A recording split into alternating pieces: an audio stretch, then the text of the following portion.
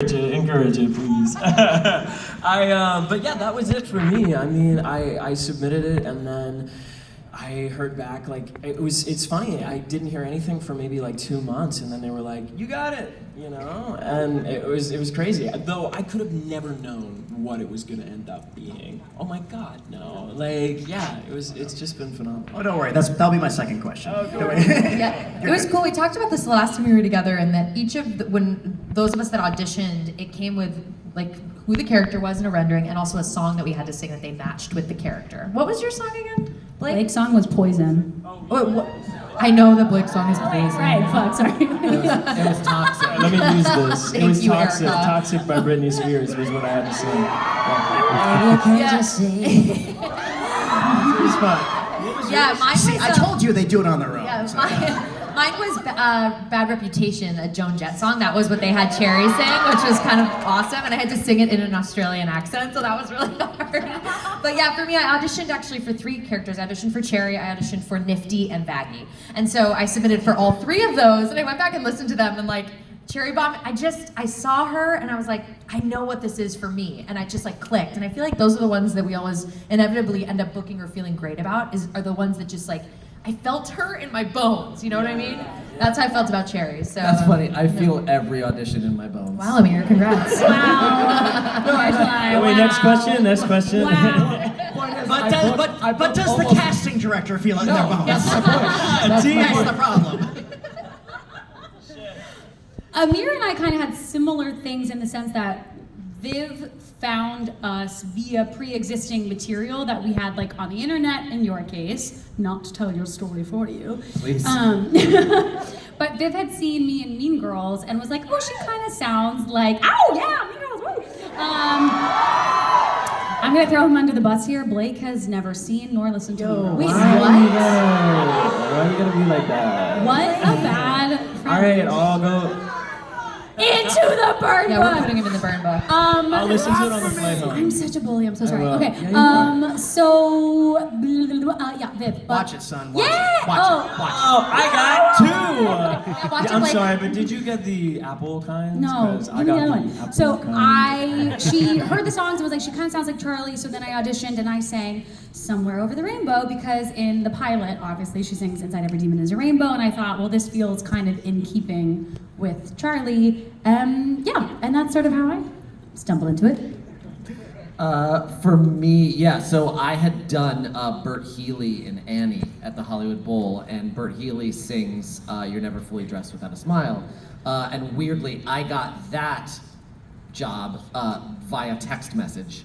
And so then this job, Viv was looking to cast Alistair, and she went to YouTube and typed in Bert Healy singing, and a bootleg of me came up. And she said, I think that's the guy. And so I got this audition that they were like, a Bert Healy type, Alistair, a Bert Healy type. And I went, oh, I played Bert Healy. And they were like, yeah, we know. And then that was it. Yeah. And the rest is history. Indeed. So, in a couple of years, and I suspect you'll still be doing this, you'll probably hear the question, so did you always know it was going to be a success?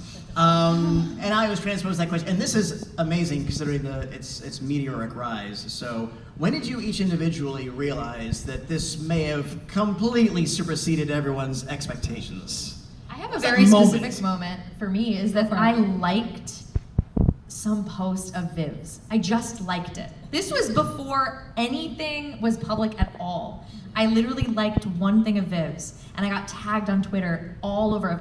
Is Christina Lovato on Hazbin Hotel? She liked Viv's post. I was like, what? I was like, I haven't even told my friends. Like, I don't know how do these. It was pretty wild. That is the moment I was like, oh, this is different. This is very different. I lurked on Reddit on like the Hazbin Hotel for a while, and then like eventually I'd be like seeing people posting like, so who's this Blake Roman guy? I was like, wait, that's me. What?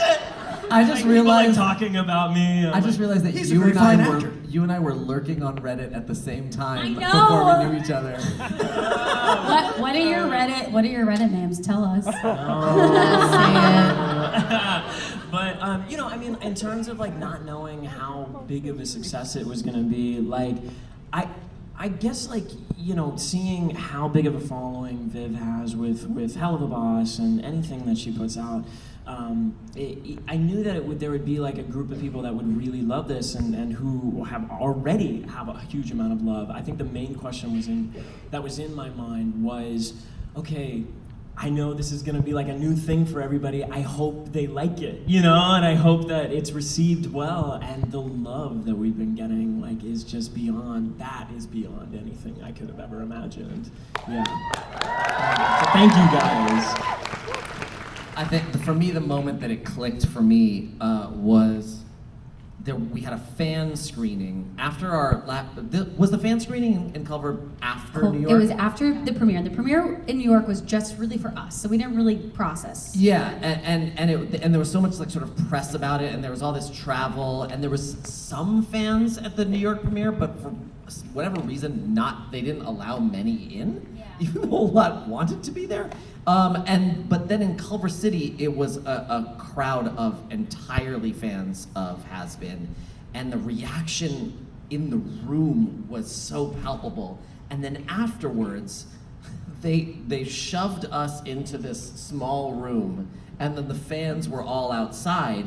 And I was like, wait, are we not gonna be able to meet them?